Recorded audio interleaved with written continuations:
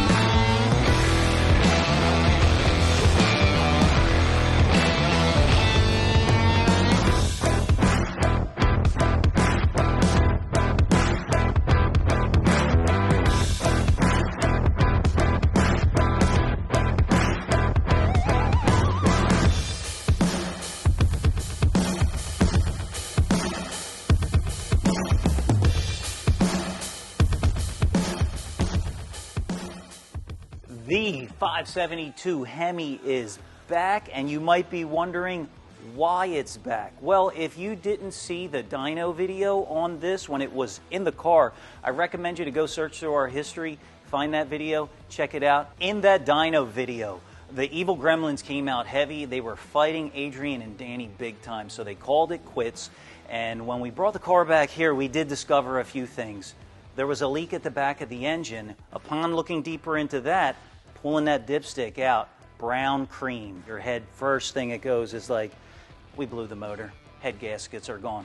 Couldn't have been possible. Nothing cataclysmic happened during that dyno session. If anything, it was pretty smooth. Temperatures went up a little bit high, but nothing out of the ordinary. What we did was we all kind of started throwing darts at it and trying to figure it out. I relied on Google. I did 1,000 web searches and I came up with some interesting data. This Bill Mitchell Products motor is a very unique beast, and we weren't the first guys to encounter this mixing of fluids is what I discovered.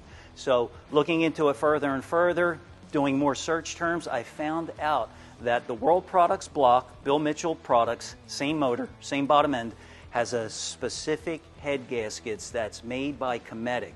Now, our block had the iron block gaskets on it. Had the iron block Hemi gasket, still a Cometic gasket, but not designed for this aluminum block motor.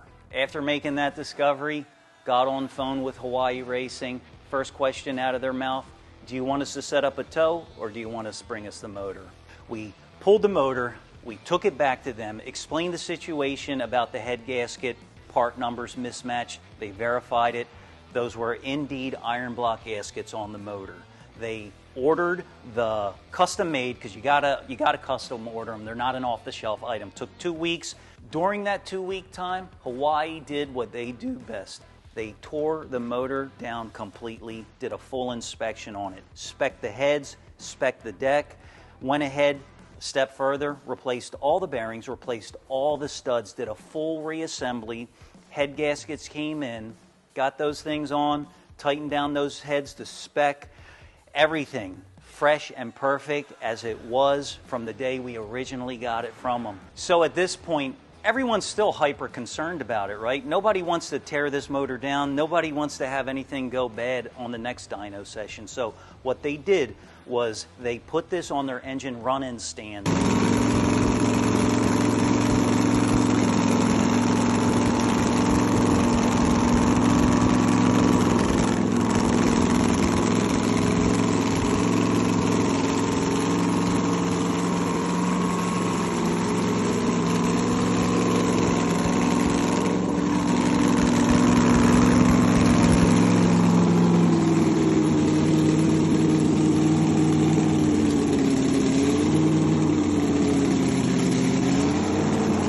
what that basically is, it's not a dyno, but it is a machine that this motor goes onto, and they run coolant, fuel, and they have a fan and a radiator, and basically they're running it up to temperature. They're making sure that there's no leaks, there's no funny sounds, nothing that stands out that would cause a problem in the future, like say it's back in the car and it's on the dyno and you see a trickle on the ground.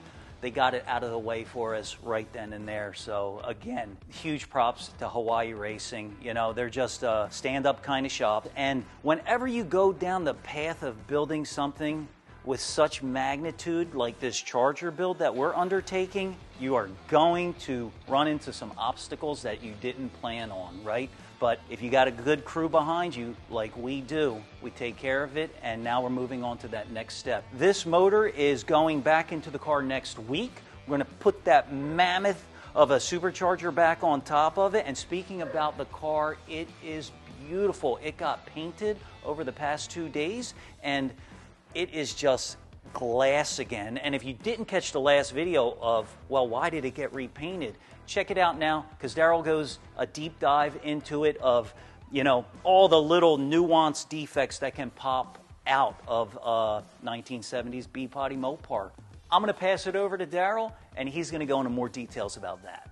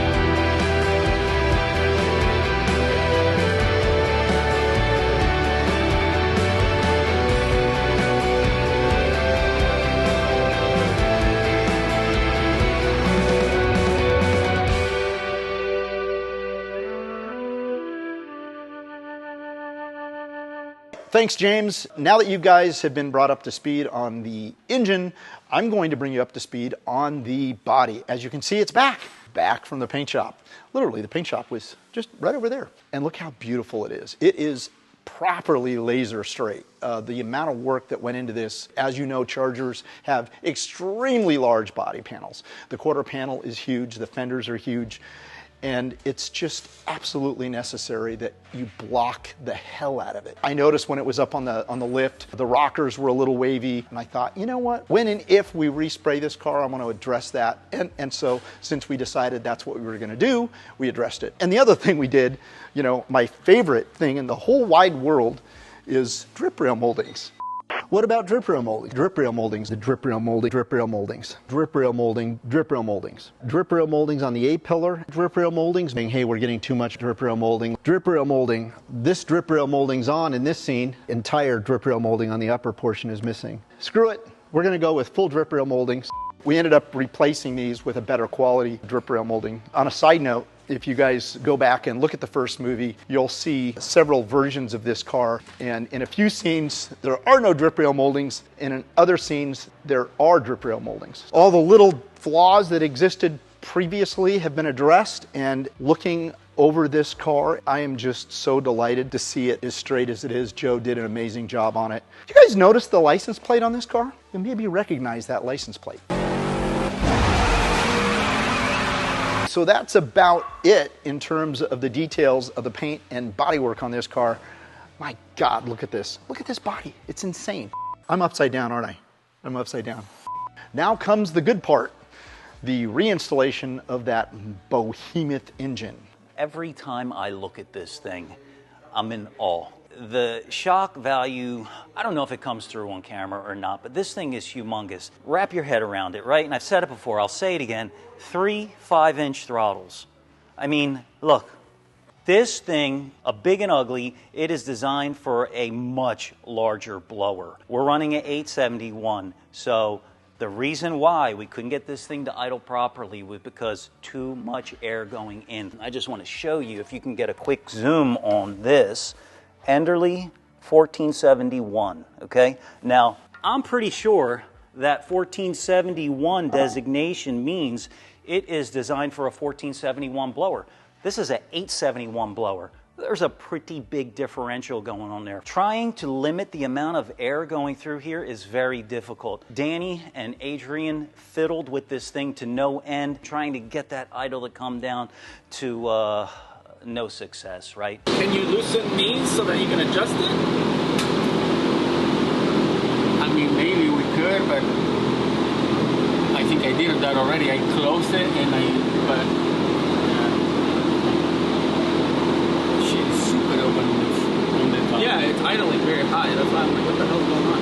What we had to do was we had to call in reinforcements, and we got Nate on the phone from BDS. On the injector, we can get this thing to idle down to something that's acceptable for us in order to drive it on the street, because ultimately that's what we want to do. We want to share this car, we want to take it to shows, we want to enjoy it, and we want everyone to see, you know, what it's about in person. So Nate over at BDS told us about this old school simple solution that works every time.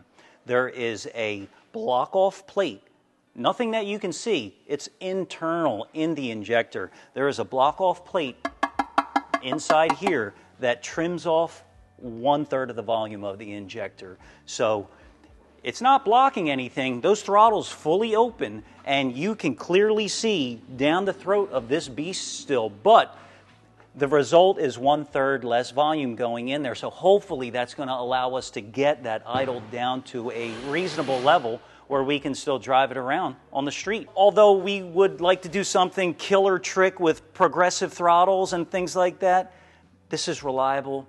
It works every time. We are super excited. It is coming together next week. The engine, the blower, the buzzard catcher, it's all going back in the car, and the car is beautiful. Joe has been at it day and night. The paint is so deep. The body lines are perfect. Please check out that next video. I hope you enjoyed this one. Thank you.